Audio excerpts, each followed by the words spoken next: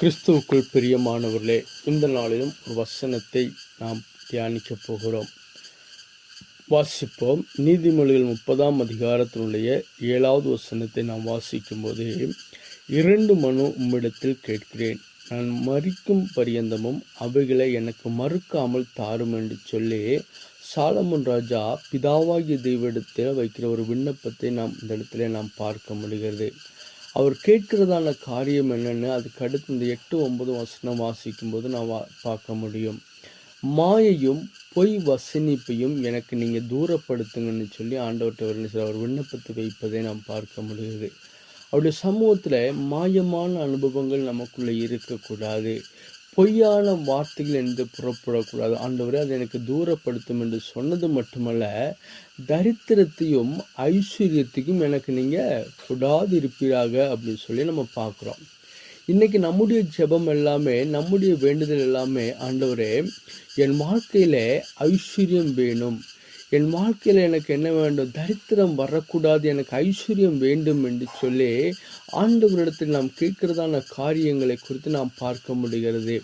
ஆனால் சாலமோன் ராஜா ஆண்டவர்கிட்ட வித்தியாசமான ஒரு ஜெபத்தை நாம் வைப்பதை நாம் பார்க்கிறோம். அது 9வது வசனத்தை வாசிக்கும் போது இருக்கும், நான் பரிபூர்ணம் அடைகிறதுனால் மறுதலித்து கர்த்தர் யார் என்று சொல்லாதபடிக்கு என்று சொல்லி பார்க்குறோம்.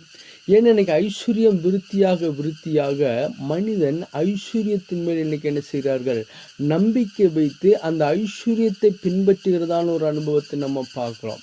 ஆனால் சாலமோன் ராஜா என்ன சொல்ல, நான் பரிபூர்ணம் அடைகிறதுனால் உண்மை நான் மறுதலிக்க கூடாது, கர்த்தர் யாரென்று நான் சொல்லாதபடிக்கும். அடுத்த ஒரு காரியத்தை அங்கே வைக்கிறார் பாருங்க, நான் தரித்திரப்படுகிறதுனால் திருடி என் தேவனுடைய நாமத்தை வீணிலே வழங்காதபடிக்கு என் படி எனக்கு அளந்து என்னை போஷித்தரலும் என்று சொல்லி அவர் என்ன செய்கிறார், அங்கே ஆண்டவர்கிட்ட வைக்கிற ஒரு விண்ணப்பத்தை பார்க்குறோம்.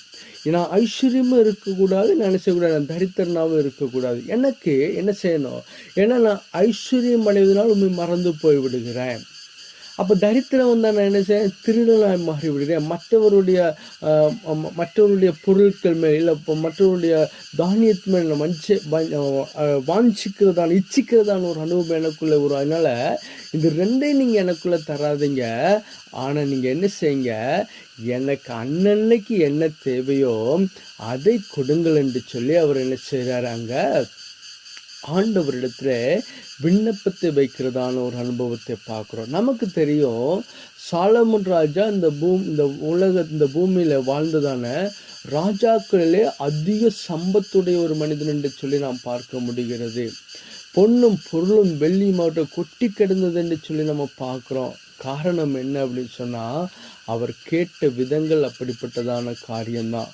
ஏன்னு சொன்னால், ஆண்டவரே நான் அதிக தரித்திரம் அடைகிறதுனால நான் என்ன செய்யக்கூடாது, நான் திருடவும் கூடாது, அதிகம் செல்வந்தன் ஆகிறதுனால மறுதளிக்கவும் கூடாது, அதனால் நீங்கள் அன்னன்னைக்கு எனக்கு அளந்து தருங்கள் என்று சொல்லி ஆண்டவர்கிட்ட விண்ணப்பத்தை வைப்பதை நாம் பார்க்க முடிகிறது. இன்றைக்கி நம்முடைய ஒரு ஜெபம் அப்படிப்பட்ட ஜெபமாக இருக்கும். ஆண்டவருடைய சமூகத்தில், ஆண்டவர் உம்முடைய சித்தத்தின்படி உம்முடைய திட்டத்தின்படி ஆண்டவரே எனக்கு என்ன தேவையோ அதை நீங்கள் தாங்கன்னு சொல்லி நம்ம கேட்போம். ஏன்னு சொன்னால் இன்றைக்கி உலக மனிதர்கள் இன்றைக்கி என்ன செய்கிறாங்க, பணத்துக்கு பின்னாடி ஆஸ்திக்கு பின்னாடி சொத்தை வாங்க வேண்டும், அதை சம்பாதிக்கணும் இதை சம்பாதிக்கணும் என்று சொல்லி வாழ்க்கையில் பிரோஜனம் மற்ற ஓட்டத்தை நாம் ஓடிக்கொண்டிருக்கிறோம். அந்த அனுபவங்கள் மாற்றப்பட வேண்டும் சொன்னோம். ஏன்னு சொன்னால் சாலமோன் ராஜா முதலே நம்ம வாசிக்கும் போதே இருக்கும், அவர் என்ன சொல்லியிருக்கார், ஆண்டவரே எனக்கு பொண்ண பொருளை எனக்கு இல்லை, என் ஜனத்தை விசாரிப்பதற்குண்டான ஞானத்தை கொடும் என்று சொல்லி. அப்போ ஞானம் இருக்கிற இடத்துல அங்கே ஐஸ்வர்யம் அங்கே சம்பத்தும் சேர்க்கப்படுகிறது. அந்த சம்பத்து சேரும்போது நான் என்ன செய்யக்கூடாது, தேவனை மறுதளிக்க கூடாது, நான் தரித்திரம் அடையவும் கூடாது.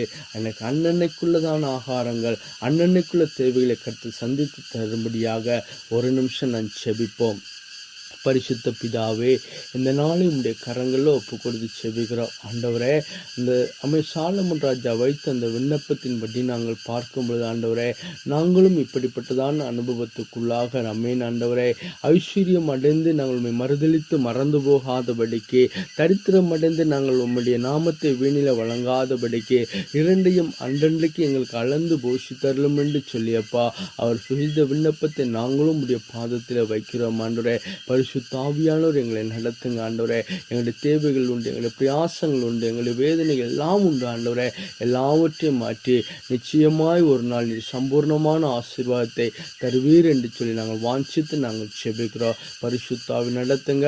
இந்த வார்த்தைகளை கேட்க முடிய பிள்ளைகளை ஆசீர்வதித்து நடத்தும். இயேசுவின் மூலம் ஜெபங்களை நல்ல பிதாவே. ஆமேன், ஆமேன்.